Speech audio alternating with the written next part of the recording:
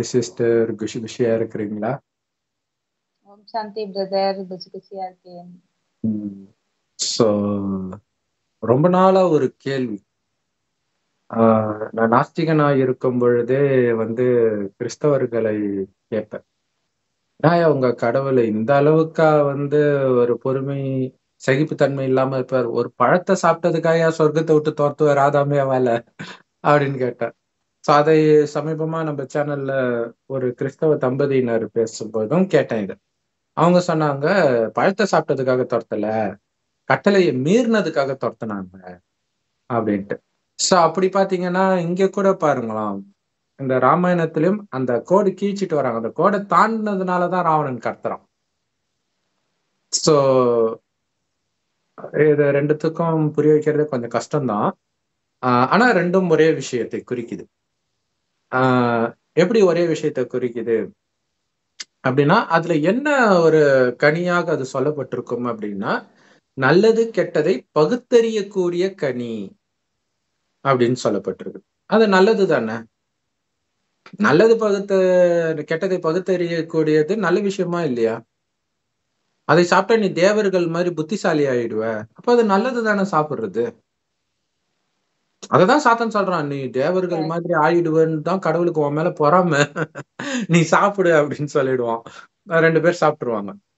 So இதே விஷயம், இந்த கனி விஷயமே இந்து மதத்துல பாத்தீங்கன்னா, சிவபெருமான் அந்த ஞானப்பழத்தை யாருக்கு கொடுக்கிறது, இது விசேஷமான கனி, பாதியாலும் கொடுக்க முடியாது, இந்த போட்டியில யார் ஜெயிக்கிறாங்களோ அவங்க முழுசா எடுத்துக்கலாம் அப்படின்ட்டு உலகத்தை யார் சுத்தி வராங்களோ அவங்களுக்கு தான் போது உடனே முருகன் கிளம்பிடுவார். பிள்ளையார எனக்கு உலகமே நீதான்பான்ட்டு அவரு சுத்துவாரு, வந்துடும். சோ இதோட அர்த்தம் என்னன்னா, கடவுளே யார் உலகமாக நினைக்கிறாங்களோ இந்த கலியுகத்தின் இறுதியில் விநாச கால விபரீத புத்தின்ட்டு இந்து மதத்துல அடிக்கடி வரும். அது ஹிந்தி வார்த்தை. பிரீத்தின்னா அன்புன்னு அர்த்தம், அன்பு புத்தி. விப்ரீத்தின்னா அன்பற்ற புத்தி. சோ இப்ப விநாச காலம், உலக அழிவு காலம் நெருங்கிடுச்சு, பார்த்துட்டு இருக்கிறோம் நம்ம எல்லா இடத்துலயும். ஆனாலும் மனிதர்களுக்கு கடவுள் நம்பிக்கை வருதானா? வரமாட்டேங்குது. இவ்வளவு இழந்தாலும் கடவுள் நம்பிக்கை வரமாட்டேங்குது. இதை காரணமாக வச்சு கொஞ்ச நெஞ்சம் இருக்கிற நம்பிக்கையும் விட்டுடுறாங்க. நான் எவ்வளவு பண்ண கடவுளுக்கு, டெய்லியும் ஜபம் பண்ண. ஒரு சகோதரி சொல்றாங்க, என்ன கூட விட்டுருங்க, என் கணவர் எவ்வளவு ஊழியம் பண்ணுவார் தெரியுமா, ஃபாதர் கூடவே இருப்பார், அவருக்கு கொரோனா இப்படி போயிடுச்சு அப்படின்னாங்க. சோ அப்ப இன்னும் அவங்களுடைய விசுவாசத்தை குறைக்கக்கூடிய விஷயமாக விசுவாசத்தை கொடுக்க வேண்டிய விஷயமே மாறுது. சோ அந்த நேரத்திலும் கடவுள் மேல அசைக்க முடியாத அன்பு யாருக்கு இருக்குதோ அவங்களுக்கு தான் வெற்றி. அந்த நேரம் கடவுளை சந்தேகப்படுறவங்களுக்கு மிகப்பெரிய தோல்வி. அது என்ன தோல்வி? இது கூட மிகப்பெரிய டெஸ்ட் பேப்பரா இருக்கலாம் பிரதர். நம்ம கடவுள் மேல நம்பிக்கை வைக்கணுமா இல்லையா அப்படிங்கிறதுக்காக. யோபு கதை மாதிரி. ஏன்னா நிறைய பேரு இப்ப நீங்க சொன்னீங்கல்ல, ஒரு சிஸ்டர் ஹஸ்பண்ட் இறந்துட்டாங்கன்னு, அந்த வீட்டுல பக்கத்து வீட்டுக்காரங்க கூட அவங்கள வாட்ச் பண்ணிட்டு இருப்பாங்க. அவன் பாருங்க எவ்வளவு கடவுள் பக்தியா இருந்தா இறந்துட்டான், அப்ப நம்ம நம்ம கும்பிட தேவையில்ல அப்படிங்கிற ஒரு நெகட்டிவ் தாட் கூட வந்துருது இல்ல. கரெக்ட். பலர் கெடுக்கிறதுக்கு ஒரு கருவி ஆயிடுறாங்க. கரெக்ட் தான். சோ அடுத்தது என்ன அப்படின்னா, அந்த ஞானப்பழத்துக்கும் இதுக்கும் என்ன சம்பந்தம் அப்படின்னா, ஆக்சுவலா நம்ம முந்தைய தலைமுறையில எல்லாம் கடவுள் நம்பிக்கை இல்லை அப்படின்னு சொல்றவனே எவனும் இருந்திருக்க மாட்டான். ஆல்மோஸ்ட் அந்த பெரியாருக்கு அப்புறம் தான் அதெல்லாம் வருது, அதுக்கு முன்னாடி எல்லாம் கிடையாது. எப்படி இது திடீர்னு வருது? வந்தாலும் உடனே எல்லாரும் ஏத்துக்கல, ஆனா இன்னைக்கு எல்லாரும் ஆயிட்டாங்க. அதாவது பைபிள்ல போட்டிருக்கும், கடவுள் தான் உன் கூட இருக்கிறாருன்னா நிருபி அப்படின்ட்டு. ஒரு தீர்க்கதரிசி என்ன பண்ணுவாரு, மற்றவர்கள்லாம் அந்நிய கடவுள்களை வணங்குறாங்க, நாங்க தான் உண்மையான கடவுளை வணங்குறோம், நீ வேணா ஒண்ணு பண்ணு, இந்த அந்த கறி துண்டெல்லாம் வெட்டி வச்சு இதுல நெருப்பு வரவைவாங்க உங்க கடவுள் கிட்ட சொல்லி. அவங்க என்னென்னமோ பண்ணுவாங்க, ஒண்ணுமே முடியாது. இவரு என்ன பண்ணுவாரு, அதே மாதிரி கறி துண்டை வெட்டிட்டு அதுல எல்லாரையும் கூப்பிட்டு தண்ணி வேற ஊத்த சொல்வார் நிறைய. உடனே கடவுள் உன்னுடைய பேர் பிரசித்தமாகணும் அப்படின்னும் போது அப்படியே மேல இருந்து அக்னி வந்து அதை எரிச்சிடும். உடனே பிடிங்க அவங்களெல்லாம் பிடிச்சி கொலை பண்றாரு. சோ இதெல்லாம் கடவுளுடைய வேலை கிடையாது. என்ன ஒரு விஷயம்னா, நடக்க முடியாததை நடத்தி காட்டுபவர் கடவுள்ன்றதுதான் இதுல சிம்பிள் மெசேஜே தவிர, இந்த மாதிரி காமெடி வேலை, சில்லறத்தனமான வேலையெல்லாம் கடவுள் பண்ற வேலை கிடையாது. அது என்ன நடக்க முடியாத விஷயம்னா, காமம், கோபம், பற்று, பேராசை, அகங்காரத்துல மூழ்கி இருக்கிற மனிதனை இந்த 5 விகாரம்னா என்னன்னே தெரியாத பரிசுத்த குழந்தை மாதிரி மாத்துறதுதான் கடவுளுடைய அதிசயம். அதுவும் எப்படி மாத்துறாரு? ஜீபூம்பா போட்டு கிடையாது. ஞானத்தை கொடுத்து கொடுத்து ராஜா இல்ல செல்லம் இல்லைன்ட்டு குழந்தைக்கு சோறு ஊட்டுற மாதிரி ஞானத்தை ஊட்டுற. எப்ப? கலியுகம் அழியறதுக்கு 100 வருடம் முன்பு, கடைசி 100 வருடம் சொல்றாரு. இது 5000 வருட காலச்சக்கரம். இதுல முதல் பாதி சொர்க்கம், அடுத்த பாதி நரகம். நரகத்தின் இறுதியில வந்து சொல்றாரு, சொர்க்கத்தில் காமம், கோபம், பற்று, பேராசை, அகங்காரம்னா என்னன்னே தெரியாததுனாலதான் அங்க ஆனந்தமா இருந்தீங்க. அங்க அளவற்ற செல்வம் இருந்துச்சு, அழகு இருந்துச்சு, எல்லாம் இருந்தது. பட் இருந்தாலும் இந்த காமம், கோபம் எல்லாம் வந்திருந்தா அதையும் நரகமாக்கி இருப்பீங்க. சோ அது இல்லாமலே 2500 வருடம் இருந்ததுக்கு காரணம் உங்களுடைய கவனம் அழியக்கூடிய உடம்புல இல்ல, ஆத்மால இருந்துச்சு. அதாவது உயிர், அது பூர்வமத்தில் நட்சத்திரமா ஜொலிக்கனால தான் இங்க போட்டு வைக்கிற பழக்கம் இருக்கு. சோ 2500 வருஷம் கழிச்சு என்ன ஆயிடுது? கொஞ்சம் கொஞ்சமா கவனம் வெளியில போயிடுது. அதாவது ஆத்ம சக்தி இழக்குது. அப்ப வெளி உலக கவர்ச்சியில மயங்கும் போது அந்த மயக்கத்தின் உச்சம் தான் காமம். சோ அதுல விழும்போதுதான் ஆத்மா ரொம்ப சக்தியை இழக்குது. அப்போதான் நமக்குள்ள இருந்து காமம், கோபம், பற்று, பேராசை, அகங்காரம் போன்ற அசுர குணங்கள் வெளிப்படுது. இந்த அசுர குணங்களை தான் சாத்தான், மாயா, ராவணன் இப்படி எல்லாம் சொல்லப்படுறது.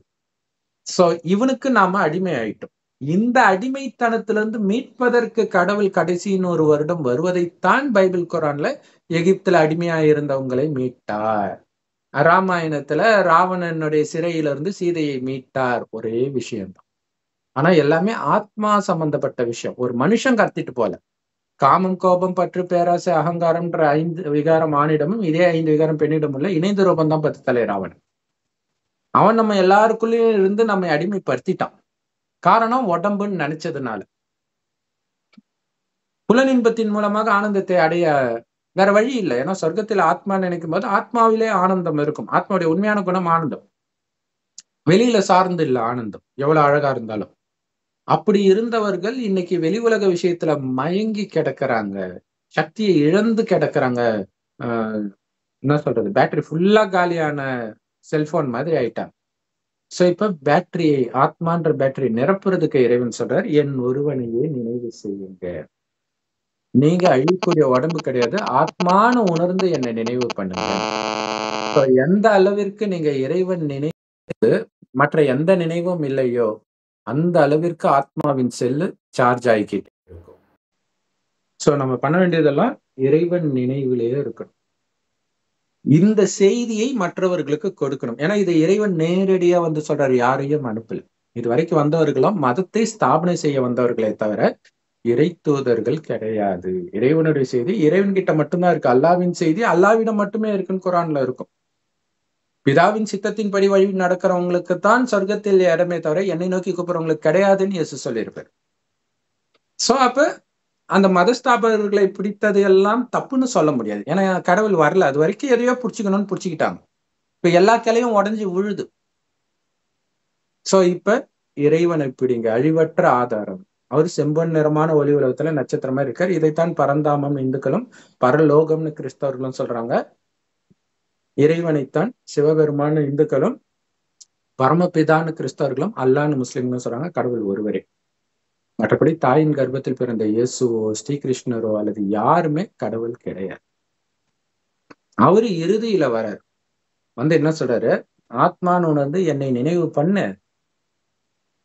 அந்த நினைவில் மூழ்கி மூழ்கி அனைத்தையும் மறக்கணும். அப்ப இறைவன் சொல்வதையும் கேட்கணும். ஒரு வயோதிகர் உடல்ல வரார் இறைவன், அவருக்கு பிரம்மான் பேர் வைக்கிறார். அவர் வாய் வழியாக ஞானத்தை கேட்பவர்கள் பிரம்மா குமார் குமாரிகள். சோ இந்த அதாவது ஆதாமுடைய குழந்தைகள் சொல்லலாம். முதல் மனிதன் ஆதாம் சொல்றாங்களே, அதுக்கு முன்னாடி மனிதனே இல்லையானா இருக்கிறாங்க. எப்படி இருக்கிறாங்க? மனுநாளான இந்த உடல் உணர்வுக்கு அடிமையா கிடக்குறாங்க. நீ இந்த உடம்பு கிடையாதுன்னு எழுப்புறாரு. அதான் களிமண்ணுல இருந்து எழுப்புறாரு அப்படின்னு சொல்லப்பட்டிருக்கு. இப்ப என்ன பண்ணணும்? ஆத்மான்னு வந்து பரமாத்மாவை நினைக்கணும். யாரை பார்த்தாலும் பூர்வ மத்தியில அந்த ஆத்மாவில தான் கவனம் இருக்குமே தவிர எட்ட போகவே கூடாது கவனம். ஆனா அதுக்கு பயிற்சி தேவை. மெயினா இறைவன் நினைவு இருந்துகிட்டே இருக்கணும். ஏன்னா எப்படி சம்மந்தப்பட்டிருக்கிறோம்? இறைவனால சம்மந்தப்பட்டிருக்கிறோம். சோ அப்ப இறைவனுடைய குழந்தைனா எனக்கு யாரு? சகோதரன் அல்லது சகோதரி. ஆனா இறைவனுக்கு உடம்பு கிடையாது. சோ பிரம்மா மூலமா பார்த்தாதான் சகோதரன் சகோதரி. ஏன்னா அவருக்கு உடம்பு இருக்கு. ஆனா நமக்கு இந்த ஞானத்தை கொடுப்பது பிரம்மா மூலமாக சிவன் கொடுக்கிறார், பரமபிதா கொடுக்கிறார், உடலற்றவர் கொடுக்கிறார். நீங்களும் உடலற்ற ஆத்மாதான் சொல்றார். அந்த ஆத்மா தான் கண் வழியா பாக்குது, வாய் வழியா பேசுது, எல்லா காரியத்தையும் பண்ணுது. சோ அந்த ஆத்மா நான், அது எப்பவுமே இருக்குது ஆத்மா. சொர்க்கத்தில் இருந்தது, சுகத்தை அனுபவிச்சது, மறுஜன்மம் எடுத்து 2500 வருஷம் கழிச்சு இது நரகமாக மாறுது. நரகத்தின் உச்சத்தில் இறுதியில இறைவன் வந்து ஞானத்தை கொடுக்கும்போது நடக்கிற சம்பவத்தை தான் பைபிள், குரான், ராமாயணம், மகாபாரதம்னு சொல்லுது. குறிப்பா குரான், பைபிள். ஏன்னா அவங்கதான் முன் ஜென்மம் அடுத்த ஜென்மம் பற்றி அவங்களுக்கு ஞானம் இருக்காது. ஏன்னா அது கடைசி ஜென்மம். அடுத்தது சொர்க்கம் நரகம் தானே, அது இருக்குது அவங்களுக்கு நம்பிக்கை. அதுவும் மறுஜென்மம்னு அவங்களுக்கு தெரியல. அது மறுஜென்மம் கிடையாது தான். ஏன்னா அது அடுத்த கல்பம் இல்ல.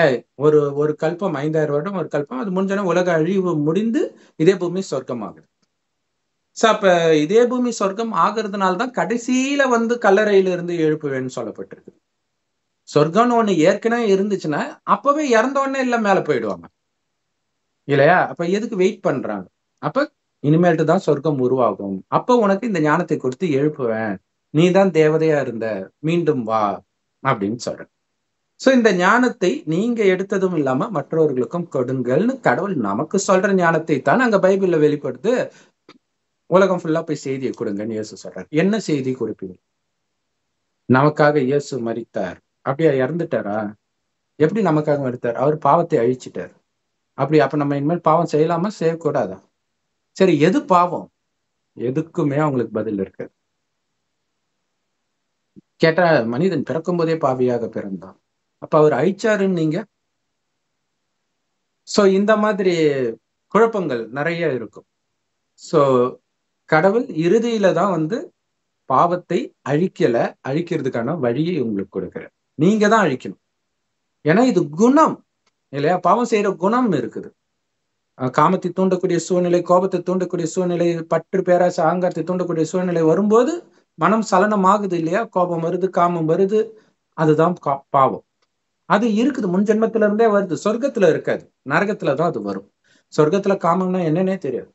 அவ்வளவு அழகா ஆண்கள் பெண்கள் இருந்தால் கூட குழந்தை எப்படி பிறகுனா கணவனும் மனைவியும் எனக்கு ஒரு வாரிசு வேணும்னு நினைக்கும் போது மனைவி கர்ப்பம் அடையும். சோ அதனாலதான் சொர்க்கத்தில் வாழ்ந்த 33 கோடி தேவதைகளுக்கு இந்துக்கள் கோயில் கட்டி கும்பிடுறாங்க. கிறிஸ்தவ மதத்துல இயேசு மட்டும் அப்படி பிறந்ததாக நம்பப்படுறதுனால அவரை மட்டும் கும்பிடுறாங்க. சோ அப்படி இருந்தவர்கள் தான் நாம இன்னைக்கு காமத்திலே மூழ்கி கிடக்கிறோம். உங்களால முடியும், எழுந்திரிச்சு வெளியில வாங்க அப்படின்னு சொல்றாரு. சோ அப்ப ஆத்மான்னு உணர்ந்து, ஆத்மாதான் கண் வழியா பாக்குது, வாய் வழியா பேசுதுன்னுலாம் திரும்ப திரும்ப நினைக்கிறோம். நான் சொர்க்கத்தில் இருந்தேனா, நாராயணனா இருந்தேனா. அதனாலதான் சொர்க்கவாசல் திருப்பிழா நான் பெருமாள் கோயில்ல கொண்டாடுறாங்க. சொர்க்கத்தின் முதல் ராஜா அவர் இருக்கார். வாசல திறந்தா உள்ள அங்கதான் அவருடைய ஆட்சி நடக்குது அப்படின்ட்டு. யார் வேணாலும் ஆகும், எந்த மதத்தை சார்ந்தவர் வேணாலும் ஆகும். பண்ண வேண்டியதெல்லாம் கடவுள், அந்த ஒரு கடவுளை பிடிக்கணும். அவரை தான் அல்லான்றோம், பரமபிதான்றோம், சிவன்றோம். அவர் நம்மள மாதிரி தாயின் கர்ப்பத்தில் பிறக்கிறதே கிடையாது. அதனாலதான் லிங்க ரூபத்துல சிவலிங்கம் வச்சிருக்கிறாங்க. அதாவது ஒலி ரூபத்தை பெருசா வச்சுட்டாங்க. கீழ்ப்பகுதி அவர் பிரம்மா வாய் வழியாக ஞானத்தை கொடுக்கறனால அது பிரம்மாவின் வாய், பசுவின் வாய், கோமுகின்னு வாங்க. கோமுகினா பசுவின் வாய். சோ அது வழியாக இறைவனுடைய ஞான அமிர்தம் கிடைக்குது. அதான் ஞான கங்கைன்னு சொல்றாங்க. அந்த ஸ்தூல நதியை குறிக்கிற விஷயம் கிடையாது. சிவன் தலையில கங்கையை சுமந்துட்டு இருக்கிறாருன்றது, அவர்கிட்ட இந்த ஞானம் இருக்குது. இந்த ஞானத்தை கங்கையோட ஒப்பிடுறதுனால அங்க கங்கையா காட்டிட்டாங்க. அப்ப இந்த ஞானத்தை கொடுக்கிறார். வந்துட்டாரு கடவுள். உலகம் அழிய போது, பயப்படாதீங்க, ஏன்னா ஆத்மா அழியாது. ஆத்மாவுக்குள்ள இப்ப பாவம் இருக்கு, அதை மட்டும் அழியுங்க. இறைவனை நினைத்து நினைத்து. இறைவன் செம்பு நிறமான ஒளி உலகத்துல நட்சத்திரம் மாதிரி இருக்கான்னு எந்த மதத்திலையும் சொல்லப்பட்டது கிடையாது. சொல்லி இருந்தா கடவுள் வர வேண்டிய அவசியம் இல்லை. எதுக்கு இயேசு 2ஆம் வருகை, கல்கி பகவான் எதுக்கு? நம்புறீங்கல்ல அது கடவுளுடைய வார்த்தைன்னு.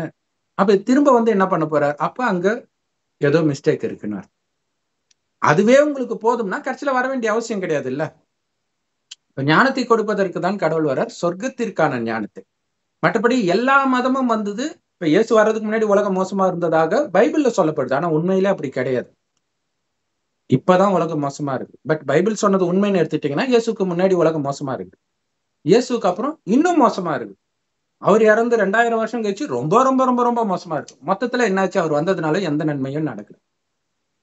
நபிக்கும் பொருந்தும், எல்லா மதத்துக்கும் பொருந்தும். கடவுள் ஒருவர் தான் சத்தியம், அவர்கிட்ட தான் இருக்குது. அவர் மட்டுமே அன்பானவர். என்ன அன்பு? துக்கத்துல இருந்து காப்பாத்துறார் நம்மள.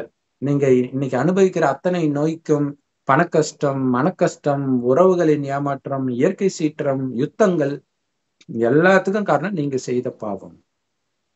அந்த குணம் இருக்கிற வரைக்கும் அது உங்களை துரத்தும். அந்த குணத்தை அழிச்சிடுங்க, என் நினைவிலே மூழ்கி அப்படின்னு சொல்ற.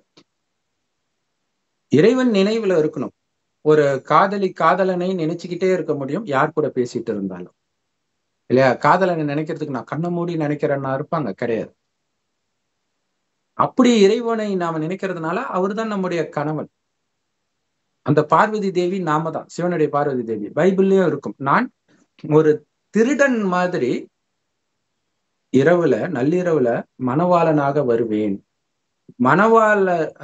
மணமகள்கள் யாரெல்லாம் தூங்கிடுறாங்களோ அவங்க எல்லாம் விட்டு போயிடுவேன், முழிச்சிட்டு இருக்கிறவங்கள அழைச்சிட்டு போயிடுவேன்.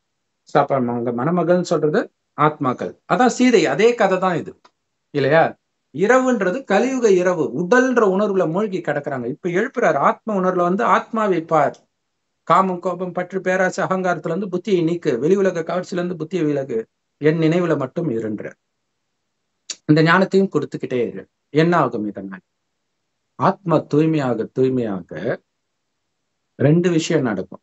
ஒண்ணு, ஆத்மாவுடைய ஆத்மாவுக்கு சார்ஜ் வருது, இல்லையா? இப்ப ஒரு பேட்டரியில ஓடுற காருக்கு சார்ஜ் நிறைய போட்டா என்ன ஆகும்? அதிக தூரம் போகும். சார்ஜ் கம்மியா இருந்தா அவ்வளவுதான் போகும். அதே மாதிரி ஆத்மா சார்ஜ் ஃபுல்லாக என்ன ஆகும்? 5000 வருஷம் ஓடுறதுக்கான சார்ஜ் ஃபுல் ஆயிடுச்சுன்னா ஆரம்பத்திலே பிறவி எடுப்போம், சொர்க்கத்தின் ஆரம்பத்திலே. ஆனால் ஆரம்பத்திலேயே கூட நாராயணன் ராஜாவும் இருப்பாரு, வேலைக்காரன் வெட்டியான் எல்லாருமே இருப்பாங்க. சோ அப்ப அது எதன் ஆதாரத்துல அமையுதுன்னா, இந்த ஞானத்தை எந்த அளவுக்கு தாரணை பண்ணி மற்றவர்களுக்கும் கொடுத்து உங்க குணத்தையும் மாத்திக்கிறீங்க. அப்ப அது உங்களுக்கு செல்வமாக மாறுது. மற்றவர்களுக்கும் கொடுக்க கொடுக்க அது இன்னும் பல மடங்கு சேமிப்பாகுது. சோ இந்த செய்தியை நாம கொடுக்கிறோம். கிறிஸ்தவர்களோ முஸ்லிம்களோ இந்துக்களோ என்ன செய்தியை கொடுக்க முடியும்? பைபிளை படிச்சு பாருன்னு பைபிளை தான் கொடுக்க முடியும். ஏன் நீங்க படிக்கலையா? சொல்ல முடியல. நாங்க ஒரு அட்டையில முடிக்கிறோம்ல ஃபுல் ஞானத்தையும், உங்களால முடியலையா? ஏன்னா அதுல இல்ல. அதான் விஷயம். கடவுள் எப்படி இருப்பாருன்னே இல்ல, அப்புறம் எப்படி கடவுளை நினைக்கிறது? அதனால கடவுளை நினைங்கன்னு சொன்னா இயேசுவை நினைக்கிறாங்க, இல்ல? பாலிய பருவத்தில் சிருஷ்டிகராகிய கர்த்தரை நினைன்னு இருக்குது. பாலிய பருவம்னா குழந்தை பருவம். அப்ப குழந்தை பருவத்துல நினைச்சா போதுமா? அதுக்கப்புறம் நினைக்க தேவையில்லையா? அந்த கர்த்தர் எப்படி இருப்பாருன்னே சொல்லலையே, அதனால இயேசுதான் கடவுள் நினைச்சிட்டான். அப்ப இங்க பாலிய பருவன்றது இப்ப நாம கடவுளுக்கு குழந்தை ஆகிறோம். என்ன வயசா இருந்தாலும் இந்த ஞானம் கேட்ட பொழுது நாம புதுசா ஜென்மம் எடுக்கிறோம். அதான் சிவனுடைய நெற்றிக்கண்ல இருந்து முருகன் வந்தார், ஒளிப்புள்ளியாக வந்தார் அப்படின்னு சொல்றோம். அதாவது ஆத்மான்னு நம்ம உணர்றோம், அதான் ஞானம். அதை உணர்ந்துட்டாலே, அதாவது அதை தெரிஞ்சுக்கிட்டாலே நீங்க பிறந்துட்டீங்க. அதுக்கப்புறம் அந்த உணர்வுலே இருக்கிறதுக்கு நம்ம முயற்சி பண்றோம். இப்ப இந்த ஞானத்தை நாம எல்லோருக்கும் கொடுக்கிறோம், இல்லையா? இதுல என்ன ஆகுது அப்படின்னா, ரெண்டு விஷயம் நடக்கும். இந்த ஞானத்தை எடுத்த உடனே சாத்தானுடைய தலையில நீங்க கால் வைக்கிறீங்கன்னு அர்த்தம். நிறைய இந்து மத தெய்வங்கள்லாம் பாத்தீங்கன்னா காலு கீழே அரக்கன் இருக்கும். ஸோ அரக்கன் அழிக்கிறீங்க கடவுளுடைய குழந்தையானவனே. அவனும் உங்களை எதிர்த்துதான் சண்டை போடுறான். இந்த சண்டை தான் பைபிள்ல காட்டப்பட்டிருக்கிற யுத்தம், குரான்ல காட்டப்பட்டிருக்கிற யுத்தம், ராமாயண மகாபாரதத்தில் காட்டப்பட்ட யுத்தம். காமம் கோபம் பற்று பேராசை அகங்காரத்துக்கு எதிரான யுத்தம். அதை எப்ப ஜெயிப்பீங்க? உடல்ன்றத முற்றிலும் மறந்துட்டா ஜெயிச்சுவீங்க. வெறும் ஒலி நான்ட்டு இன்னொருத்தரையும் ஒலியாகவே இயல்பாகவே பாத்தீங்கன்னா எப்படி காமம் வரும்? ஒரு நட்சத்திரம் இன்னொரு நட்சத்திரத்தை பார்த்தா எப்படி காமம் வரும்? உடலை பார்த்தால் தானே வரும். அதான் இந்து மதத்துல மயான கொள்ளையில அந்த அம்மனுடைய உடலை மண்ணிலேயே படுத்துட்டு இருக்கிற மாதிரி செஞ்சு வைப்பாங்க சுடுகாட்டுல. கடைசியில எல்லாரும் ஏறி மெரிப்பாங்க.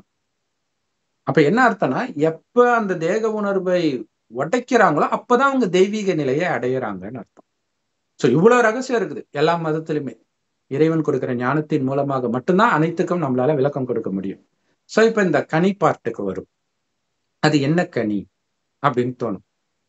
ஆக்சுவலா கீதையிலே நான் தலைகீழ் சிருஷ்டி மரத்தின் விதையாக இருக்கிறேன்னு வரும். ஆனா பெரிய தப்பு என்ன ஆயிடுச்சுன்னா, இதை கிருஷ்ணர் சொன்னதா போட்டாங்க. கிருஷ்ணர் தான் எதிரதானே இருந்து பேசிட்டு இருக்காரு. அப்புறம் என்ன தலைகீழ் சிருஷ்டி மரத்தின் விதையாக இருக்கிறேன் இல்லையா? அப்ப அந்த தலைகீழ் சிருஷ்டி மரம் எதுன்னா ஆத்மா மேல இருக்கிறது. இத பாத்தீங்கன்னா ஒரு மரத்தை தலைகீழ தொங்க விட்டா மாதிரி இருக்கு பாருங்க. விதை, வேறு, மரம். இதை அப்படியே இப்படி எடுத்துக்கலாம். ஒரு நிஜ மரமாக நினைச்சுக்கோங்க க்ளோஸ்அப்ல. ஓகேவா? இப்ப விதையாக இறைவன் இருக்கிறார். இறைவன் கிட்ட ஞானத்தை எடுக்கிறவங்க பிரம்மகுமார் குமாரிகள். வேறு வெளி உலகத்துக்கு தெரியல, மறைமுகமா இருக்கிறோம். நாம தான் உலகத்தை ஆண்ட தேவதைகள் தெரியாது. அப்படி பூமியில பிறக்கும் பொழுது இந்த தண்டு பகுதி தான் வரும். அங்க பிரிவினையே இருக்காது. இந்து, கிறிஸ்டின், முஸ்லிம் எதுவும் கிடையாது. ஒரே தர்மம், ஒரே மொழி, ஒரே வழி. இதே பாரத பூமி டெல்லி சார்ந்த பகுதி சொர்க்கமாக இருக்கும். அங்க வாழ்ந்த 33 கோடி தேவதை தான் கோயில் கட்டி கும்பிட்டுட்டு இருக்கும். சோ நாராயணனுடைய ராஜ்யம் நடக்கும் முதல் 2500 வருஷத்துக்கு. அடுத்தது நரகம் வரும்போதுதான் பிரிவினைகள் வருது. அதுக்குதான் சாத்தானுடைய வேலை. சாத்தானுடைய வேலை என்ன? பிரிவினையை உருவாக்குறது. அப்ப ஒவ்வொரு மதமா வருது. யூத மதம் வருது, கிறிஸ்தவ மதம் வருது, புத்த மதம் வருது, முஸ்லிம் மதம் வருது, சீக்கிய தர்மம் வருது. நிறைய வந்துகிட்டே இருக்குது, எண்ணற்ற மதங்கள். அதுக்குள்ள நிறைய பிரிவுகள், ஒண்ணுத்துக்கு ஒண்ணு அடிச்சுக்க வைக்கிறது. ஒரு குடும்பத்துக்குள்ள எவ்வளவு பிரிவுகள் இல்லையா? சோ இதுக்கெல்லாம் காரணம் இந்த காமம், கோபம், பற்று, பேராசை, அகங்காரம், உடல்னு நினைச்சதுதான். அதுல இருந்து விடுபடணும்னா இப்ப என்கிட்ட ஞானம் விடுங்க. இப்ப கிறிஸ்தவ மதம்னா இந்த இந்த ஒரு கிளை தான் கிறிஸ்தவ மதம்னு வச்சுக்கோங்களேன். இதோடைய ஆரம்பத்துல கிறிஸ்து வருவார். அதுக்கப்புறம் தான் மற்ற தர்ம கிறிஸ்தவ தர்மத்தை ஆத்மா பூமிக்கே வரும். அப்ப கிறிஸ்து கிட்ட இருந்து அந்த கிளைக்கான ஞானம் கிறிஸ்து கிட்ட இருந்து எடுக்குதுன்னு சொல்ல முடியாது. பட் அதுக்கு பிடிச்சிட்டு இருக்குது, அவ்வளவுதான். ஏன்னா பிறக்கும் போது அது கிறிஸ்தவ மதத்துலதான் பிறக்கும். ஞானத்தை எடுத்து கிறிஸ்தவர் ஆகிறது கிடையாது. ஆனா கிறிஸ்துவனால கிறிஸ்தவர்கள் உருவானாங்கன்னு சொல்ல முடியாது. அவங்களுக்கு அது பிடிக்கும், அவ்வளவுதான். இப்ப அதை விட்டுட்டு நேரா வேர்ல இருந்து நீங்க வேர்ல இருந்தே சத்து எடுக்கும்போது தானே அதிகமா கிடைக்கும் இல்லையா? இப்படி போயிட்டு வர்றது. இன்னொன்னு அதெல்லாம் மரமே பட்டு போற நிலைமையில வேற இருக்குது. அப்ப இப்ப வேர் மட்டும் இல்ல, அந்த வேருக்கே விதையில இருந்து கிடைக்குது. சோ அந்த விதையில இருந்து ஞானத்தை எடுங்கள். அப்ப இறைவன் கிட்ட இருந்து ஞானத்தை எடுங்கள் அப்படின்னு நம்ம சொல்றோம். இப்ப என்ன ஆகுது அப்படின்னா, இந்த ஞானத்தை எடுக்கிறீங்க. இது ஒரு மரம் இல்லையா? இது ஆக்சுவலா ஆத்மாக்களின் மரம். இதே மாதிரி மரம் பூமியிலும் இருக்குது. சூக்ஷ்மமா மனிதர்களா வச்சுக்கணும். அங்கங்க அது பறந்து விரிஞ்சு இருக்குது. இப்ப எல்லாத்துல இருந்தும் இறைவனை பிடிக்கிறோம். மதஸ்தாபகர்களை விட்டுட்டு கடவுளை, ஒரிஜினல் கடவுளை இப்ப பிடிக்கிறோம். அவர்கிட்ட ஞானத்தை எடுக்கிறோம். எதுக்கு ஞானத்தை எடுக்கிறோம்? சொர்க்கத்துக்கு போறதுக்கு. சொர்க்கத்துக்கு எப்ப போக முடியும்னா, நரகத்தின் எந்த விஷயமும் உங்களை பிடிச்சி இழுக்கக்கூடாது. அப்பா, அம்மா, கணவன், மனைவி, ஜாதி, மதம், இனம் எதுவுமே உங்களை பிடிச்சி இழுக்கக்கூடாது. அதனாலதான் இயேசு சொல்றாரு, எவன் ஒருவன் கடவுளை விட அதிகமாக தன் தாயையோ, தகப்பனையோ, மகனையோ, கூட பிறந்தவங்களையோ அல்லது தன்னையோ, தன் சொத்தையோ, புகழையோ நேசிக்கிறானோ அவன் சத்தியமாக சொர்க்கத்துக்குள் பிரவேசிப்பதில்லை அப்படின்ட்டு இருக்கும். சோ அப்ப இதுல இருந்து அவன் புத்தியை எடுக்கணும். அப்ப இந்த நேரத்தில்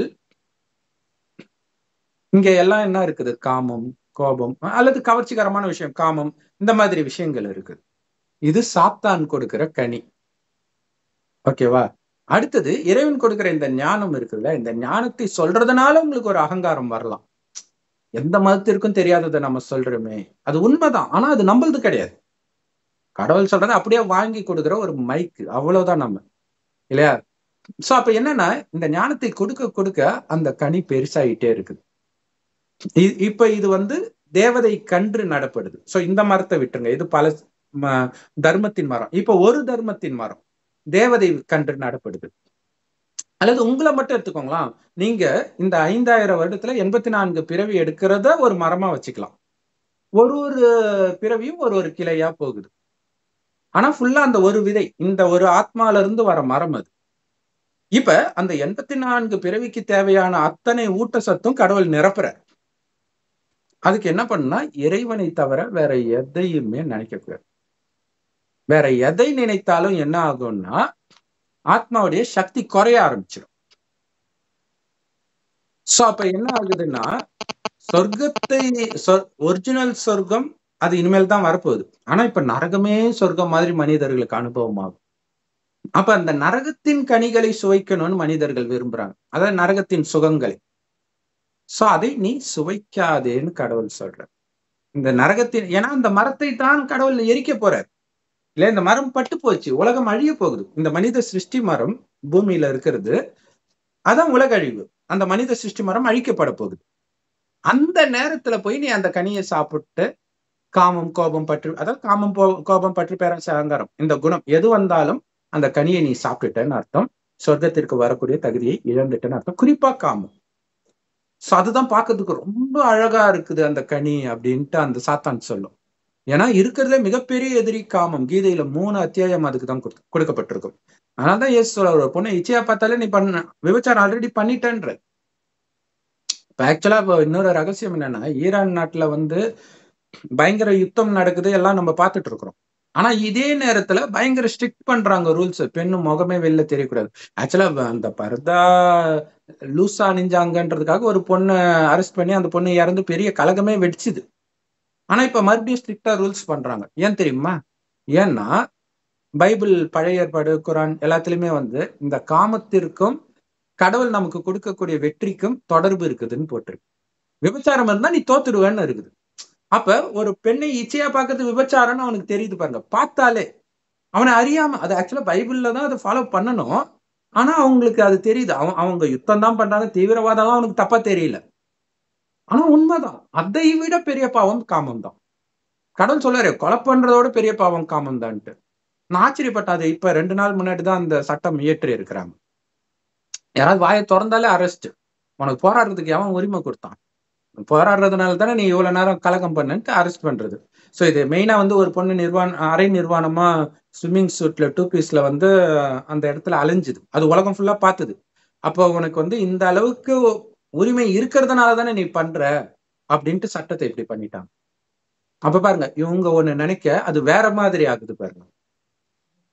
சோ ஓகே, இதுதான். அப்ப இந்த கனி அடுத்தது, இந்த ஞானத்தின் பலனை நீங்க சுவைக்க கூடாது. அதான் கடமை செய் பலனை எதிர்பாராது, இல்லையா? இப்ப உங்க குடும்பத்தை பாத்துக்கிறீங்க, கண்டிப்பா அவங்க உங்களுக்கு எதிராக மாறுவதற்கான வாய்ப்பு அதிகம். உன் கையே உனக்கு எதிராக சாட்சி சொல்லுன்னு பைபிள்ல இருக்கும். இதெல்லாம் நடக்கும். அவ்வளவு துரோகம், வீட்டுக்கு வீடு, இல்லையா? கள்ள தொடர்புனால துரோகம், சொத்து பிரச்சனைனால துரோகம் நடந்துகிட்டே இருக்குது. அதனாலதான் எதிர்பார்க்காத. நீ கடன் பட்டிருக்கிற, முன் ஜென்மத்துல ஏதோ கடன் பட்டிருக்க, நீ கொடுக்குற. கடன் கேட்க வந்தவனுக்கு கடனை கொடுத்துட்டு அதுக்கு பதிலா அவங்ககிட்ட எதையாவது கேட்கலாமா? அது நியாயமா, லாஜிக்கா? கிடையாது. நீ பாட்டு கடன் கொடு, கடன் முடிஞ்சவனே அவன் போயிடுவான், இறந்துருவான், இல்ல ஏதோ ஒண்ணு ஆயிருக்கும். ஐயோ கடன்காரன் போயிட்டானேன்னு யாராவது அழுவாங்களா? கணவன் இறந்தா அழுவுறது அதுதான் அர்த்தம். மனைவி இறந்தா, குழந்தை இறந்தா, இதுக்கெல்லாம் அதான் அர்த்தம். ஆனா அவங்க அழக்கூடாதுன்னு போட்டிருக்குது. ஆனா ஏன் அழக்கூடாதுன்னு தெரியாதனால அவங்களால அழாம இருக்க முடியல. இதுக்கு பின்னாடி இவ்வளவு விஷயம் இருக்குது. அழுதால் இழந்தீர்கள்ன்றது. ஏன்னா சொர்க்கத்தில் அழுகையே இல்லாத உலகம். அங்க குழந்தை பிறக்கும் போதே சிரிச்சுட்டு தான் பிறக்கும். இங்க அப்படி பிறந்தா நோயின்றுவாங்க, அடிச்சாவது அழ வச்சிடுவாங்க இங்க, இல்லையா? அங்க அப்படி இருக்காது. தாயும் சிரிச்ச முகத்தோட தான் இருப்பா, பிரசவ வலியெல்லாம் இருக்காது. அது பைபிள்லயும் இருக்கும். பிரசவ வலியோடு இனிமேல்ட்டு பிரசவிப்பாயின்னு வரும் அந்த கனியை சாப்பிட்ட பிறகு. அப்ப அதுக்கு முன்னாடி அப்படி கிடையாது தானே? அதுல இருக்கு பாருங்க ரகசியம். சோ இவ்வளவுத்துக்கும் காரணம் அந்த காமம். மெயினாக அது காமம். அவங்களுக்கு உடல் உணர்வு வருதுன்றத விட அவங்க அந்தரங்க பகுதியை மறைக்கிறாங்க, அதுதான் மெயின். அப்ப காமத்தின் விஷயம். அப்ப இந்த உடல் உணர்வு, இந்த வெளி உலகத்து விஷயத்துல உடல் உணர்வு வந்துடுது. அதனாலதான் லோத்து கதையில கூட பாத்தீங்கன்னா, நீ திரும்பி பார்க்காம போ, இந்த ஊரை நான் அழிக்க போறேன், ஓரின சேர்க்கையாளர்கள் பாவம் நிரம்பிடுச்சுட்டு.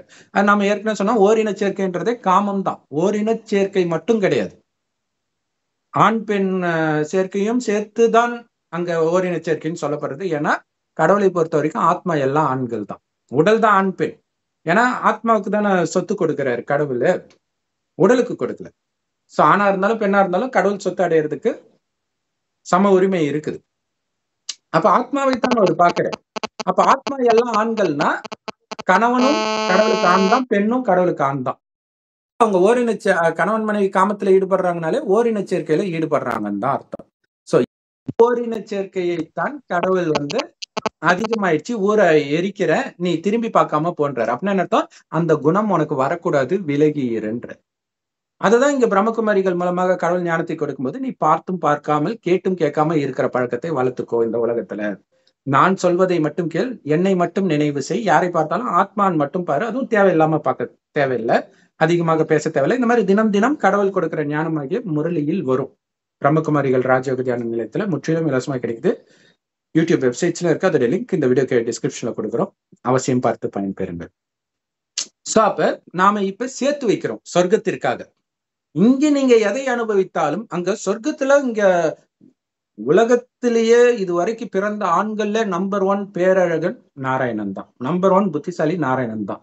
நம்பர் 1 பணக்காரனும் நாராயணன் தான். அதே மாதிரி பெண்கள்ல பார்த்தா மகாலட்சுமி, கணவன் மனைவி. அவங்க சொர்க்கத்துல எல்லாருமே அழகா தான் இருப்பாங்க. பட் அவங்க ரொம்ப ரொம்ப அழகா இருப்பாங்க, ரொம்ப ரொம்ப புத்திசாலியா இருப்பாங்க. சோ அப்படி அழகு, அறிவு, புத்திசாலி எல்லாம் சேர்ந்த ஒரு பெண்ணை உனக்கு நான் மனைவியாக கொடுக்கிறேன். இங்க இருக்கிறவங்க எல்லாம் சொற்பனகை, அரக்கிகள், இவங்களோட புத்தியை ஈடுபடுத்தாதன்ற. ஆனா இப்பதான் உலகத்திலேயே ரொம்ப அழகா இருக்கிறவங்களும் எதிர வரா மாதிரி தோணும். மாயா அப்படி மயக்கி வைக்கும். சோ அதுதான் அங்க மாயா அவனுக்கு ஆசை டெம்ப்ட் பண்ணுது. பாரு எவ்வளவு அழகா இருக்குது அந்த கனி, சாப்பிடு சாப்பிடுன்றது என்னன்னா இந்த விஷயம்தான், குறிப்பாக காமம் தான். இதை சுவைச்சிட்டேன்னா நீ விழுந்துட்ட, முடிஞ்சு போச்சு அப்படின்னு அர்த்தம். சோ அதே மாதிரி இந்த பலன் இல்லையா, இந்த ஞானத்தை எடுக்க எடுக்க வரும், நிறைய டெஸ்ட் பேப்பர் வரும். அதனாலதான் விஸ்வாமித்திரர் மயக்கிறதுக்கு மேனகை டான்ஸ் ஆடினாங்கன்றாங்க இல்லையா. காட்டுல எந்த பொண்ணு டான்ஸ் ஆடுவா? இது எல்லாமே குடும்பத்துல இருக்கும் பொழுது, இறைவன் நினைவுல இருக்கும் பொழுது, குறிப்பாக ஆரம்பத்தில் கணவன் மனைவியாக இருக்கும்போது காமத்தை அது வரைக்கும் கண்டுக்கவே மாட்டான். ஆனா எப்ப காமத்தையே விடணும்னு நினைக்கிறானோ அப்பதான் மனைவி திடீர்னு அழகா இருக்கிற மாதிரி தெரியும். சோ அந்த மாதிரி போய் விழ ஆரம்பிப்பாங்க. சோ அதைத்தான் அந்த கனியை சாப்பிட்டதனால் சொர்க்கத்தை இழந்தார்கள் அப்படிங்கிறது தான் அதோடைய அர்த்தம். இன்னொன்னு, இப்ப நம்ம சேர்த்து வைக்கிறது சொர்க்கத்தில் அனுபவிக்க போறோம் 2500 வருஷத்துக்கு. இப்பயே நீங்க பறிச்சு சாப்பிட்டீங்கன்னா இதோட முடிஞ்சு போச்சு, சொர்க்கத்தை நினைக்காதீங்கன்ற. அப்ப சேர்த்து வைக்கிறேன், அதாவது ஒரு காய் பழுக்கிறதுக்கு முன்னாடி பறிச்சு சாப்பிடுறீங்கன்ற. அப்ப சொர்க்கத்திற்கான பலன், அப்ப அந்த கனி கொடுக்கிறாரு இல்லையா பிள்ளையாருக்கு, அவரே உலகம்னு நினைச்சதுனால, அப்ப வெளி உலகத்தை சுத்திட்டு இருக்கிறவங்க எல்லாம் மற்றவர்கள் இல்ல, எல்லா மதத்தை சார்ந்தவர்களும் உலகில் இன்பத்துல மூழ்கிதான் கிடக்குறாங்க. அவங்கதான் முருகர்கள். சோ 2 விதமான குழந்தைகள் கடவுளுக்கு, 2 குழந்தைகள், 2 விதமானவர்கள். சோ யார் இறைவனே எல்லாம்னு பிடிக்கிறாங்களோ அவங்க பிள்ளையார்.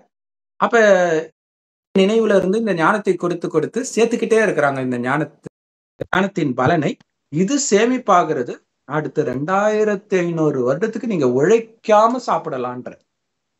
எந்த உறவுகளும் அவ்வளவு ஃபர்ஸ்ட் கிளாஸா இருக்கும், எந்த ஏமாத்துறது இருக்காது. இப்ப எல்லாம் குழந்தைய தண்ணி எடுத்துட்டு வரணும், ஏன் நீ எடுத்துட்டு வரணும்னு தெரியாதான்னு கேட்குங்க, அல்லது அதட்டுனாதான் போகுமே. செல்லே கதின்னு இருக்குது, அங்க நீங்க நினைத்தாலே எடுத்துட்டு வந்துருவாங்க. அந்த அளவுக்கு எல்லாருடைய ஆத்மாவும் பரிசுத்தமா இருக்கும். தங்க செங்கற்களால் கட்டப்பட்ட மாட மாளிகையில இருக்கும். ஒரே ராஜ்யம், யாரும் உங்க ராஜ்யத்தை கொள்ளையடிக்க வர மாட்டாங்க. வீட்டுக்கு கதவு ஜன்னலே இருக்காது, திருடுறதுனா என்னன்னே தெரியாது. ஆயிரக்கணக்கான வேலைக்காரர்கள் இருப்பாங்க, நகையெல்லாம் வெளிலதான் இருக்கும், ஷோகேஸ்ல வைக்கிறது அதெல்லாம் கிடையாது. இப்படி வச்சாலே திருடினாங்கல்ல ரஜினி பொண்ணு வீட்டுல, திருடி ஒரு பங்களாவே கட்டி இருக்கிறாங்க. இந்த மாதிரி ஆட்களே இல்லாத உலகத்தில் நீங்க பணக்காரனா இருந்தாதான் நிம்மதியா இருக்க முடியும். இங்க எப்படி நிம்மதியா இருக்க முடியும்? சோ அந்த மாதிரி உலகத்துக்கு போகணும்னா அன்பு சகோதர சகோதரிகளே, கலியுகத்தின் எந்த கனியையும் சாப்பிடாதீர்கள், சொர்க்கத்திற்காக சேர்த்து வையுங்கள். அது இறைவனின் நினைவில் மட்டும் மூழ்கி இருப்பதாலும் இந்த ஞானத்தை பிறருக்கு பகிர்ந்து கொடுப்பதிலேயே உங்களுடைய வாழ்க்கையை பிஸியா வச்சுக்கிறதன் மூலமாக மட்டும்தான் நீங்க 2500 வருடத்திற்கான எதிர்காலத்தை நீங்க உருவாக்குறீங்க. இப்ப நீங்க இது பின்னாடி போனீங்கன்னா தண்டனை வேற இங்கேயே கிடைக்கும். ஏற்கனவே பாவம் வேற பண்ணிருக்கிறோம். அந்த பாவத்துல விழ வைக்கிறதுக்கு தான் இந்த காமம் கோபம் இது சார்ந்து உங்களை இழுக்கிறது இல்லையா. ஒரு வினாடி சபலம், ஒரு வீடியோ கால் வந்துச்சுன்னு அட்டன் பண்ணா டக்குன்னு இந்த வீடியோ காலை உன் ஃப்ரெண்டுக்கெல்லாம் அனுப்பிடுவோம், 1 லட்சம் பேங்க்ல போடுன்ட்டு இப்ப பிரபலமான ஸ்கேமா தான் இருக்குது. குழந்தைங்களாம் தற்கொலை பண்ணியிருக்கிறாங்க இதனால. இந்த மாதிரி நிறைய இருக்குது. சோ இதுல இருந்தெல்லாம் விலகி எப்ப பார்த்தாலும் இறைவன் இறைவன் இறைவன், அவரும் எப்படி இருப்பாருன்னு தெரியும். அவரை நினைங்க, ஆத்மா நினைங்க. இறைவனே நேரடியா பேசுற ஞானம் இப்ப கிடைச்சிடுச்சு. மனிதர்கள் எழுதிய வேதங்கள் அது நீங்க பொறுமையா படிச்சுக்கலாம். ஏன்னா 2500 வருஷம் அதை படிச்சாச்சு. இந்த ஒரே ஒரு பிறவி மட்டும் கடவுள் சொல்றது கேளு, அதுக்கப்புறம் அவர் உங்களை டிஸ்டர்பே பண்ண மாட்டார். அவ்வளவுதான், ஃப்ரீயா விட்டுருவாரு. 5000 வருடமும் கடவுள் இந்து மதத்தை பொறுத்த வரைக்கும் எந்த ரெஸ்ட்ரிக்ஷனும் கிடையாது இல்ல. கடைசியில ஸ்ட்ரிக்ட் ஆக்குறாரு. அதுவும் என்னது, நீங்களா பண்ணாதான், இல்லாட்டினா இழந்துடுவீங்க, அவ்வளவுதான். கடவுள் அடிக்க போறதுல எதுவும் பண்ண போறது. ஓம் சாந்தி. தேங்க்ஸ் ஃபார் வாட்சிங். Thank you sister. Om Shanti. Thank you brother. Om சாந்தி.